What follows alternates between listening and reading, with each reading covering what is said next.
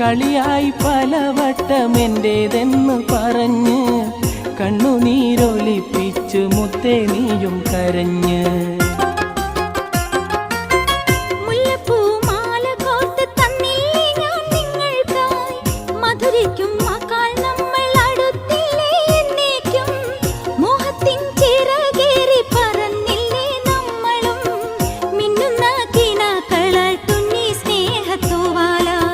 നിക്കാഹിൻ ഷജർ പൂത്ത് വിരിഞ്ഞല്ലോ മുന്നിൽ, ഹക്കോന്റെ വിധി വന്ന് പുലർന്നല്ലോ പൊന്നേ.